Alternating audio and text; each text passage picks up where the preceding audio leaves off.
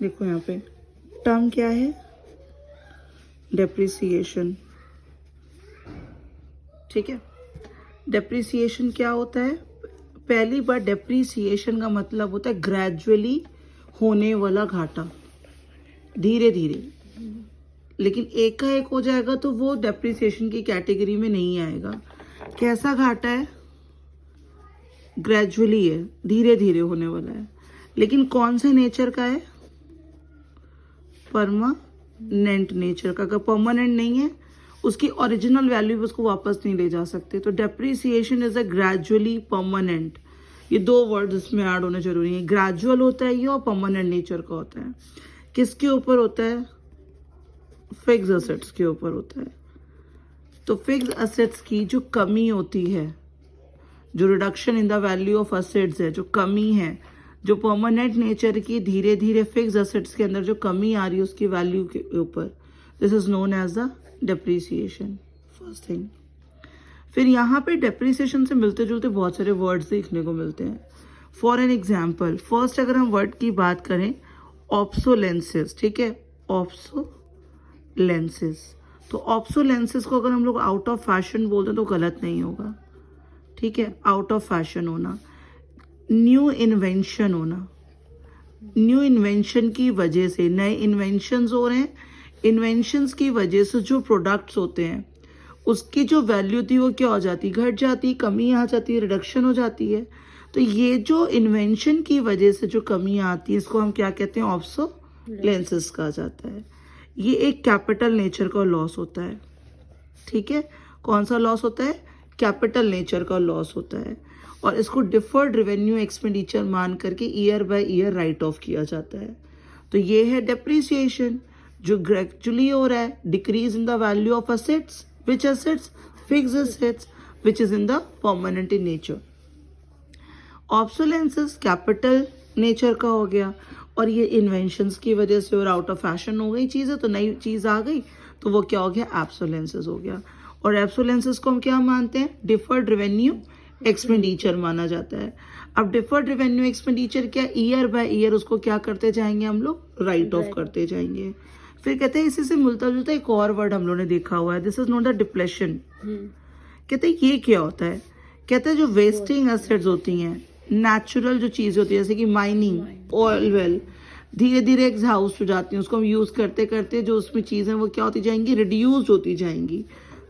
तो इसका नाम क्या रख दिया हम लोगों ने? डिप्लेशन रख दिया। डिप्लेक्ट होती हैं वो। नेक्स्ट कहते हैं, अच्छा एक और सुना हुआ है, अमोर्टाइजेशन। अमोर्टाइजेशन क्या है? कहते हैं अमोर्टाइजेशन इंटेंजिबल एसेट्स के ऊपर होता है। किस पर होता है? इंटेंजिबल एसेट्स पर। इंटेंजिबल एसेट्स क्या है? ट्रेडमार्क हो गया हमारा, अब राइट खत्म हो रहा है ट्रेडमार्क के ऊपर, तो वो क्या है? अमोर्टाइजेशन है। फिर एक वर्ड सुनने को मिलेगा अमोर्टाइजेशन के ऊपर, क्या लग रहा है? दैट इज ऑफ इंटेंजिबल पे। कहते और क्या हो सकता है? कहते हैं फ्लक्चुएशंस। कहते हैं ये जो फ्लक्चुएशन होती है वो किसके ऊपर होती है? करंट एसेट्स के लिए होती है। तो अभी हम लोगों ने क्या क्या वर्ड्स पढ़ रहे हैं, पहले वर्ड्स को देख लेते हैं। डेप्रिसिएशन इज अ वर्ड, अभी कोई चैप्टर नहीं है, दिस इज द वर्ड। क्या है? Depreciation. gradually decrease in the value of fixed asset which is in permanent in nature is known as a depreciation. Obsolescence out of fashion होने की वजह से, new inventions होने की वजह से। Depletion wasting asset, natural assets की वजह से।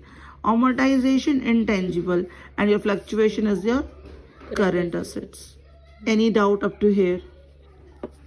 फिर अगर हम depreciation की अगर हम बात करते हैं अभी एज चैप्टर डेप्रिसिएशन, अगर डेप्रिसिएशन की हम बात करें तो डेप्रिसिएशन को कहा जाता है ये, it is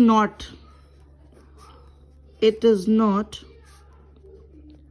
valuation of assets. ये वैल्यूएशन ऑफ असेट्स नहीं है, इट इज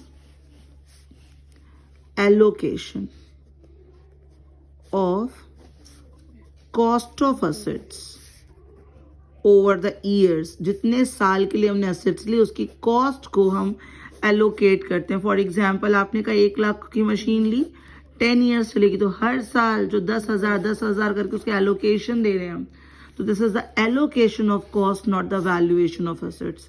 तो यहाँ पे क्वेश्चन यहीं पर अराइज हो गया कि डेप्रीसिएशन पूछता है क्या वैल्यूएशन ऑफ असेट्स, नहीं, ये वैल्यूएशन ऑफ असेट्स नहीं है, ये allocation of assets. Is it okay? कहते हैं नेक्स्ट, अगर हमें एमसीक्यू आ गया, पूछा गया हमें एमसीक्यूज में कि जो डेप्रीसिएशन है प्रोविजन है कि एक्सपेंस है, तो अगर हमें यहाँ पे प्रोविजन भी और एक्सपेंस भी है, हमें किसको टिक मार के आना है? प्रोविजन को। अगर प्रोविजन का ऑप्शन ही नहीं है तो एक्सपेंस है वो। यहाँ तक किसी को कोई डाउट है? समझ आ रही है बात? तो this is just an example of depreciation. What is depreciation and what is obsolescence, depletion, amortization, fluctuation. All right.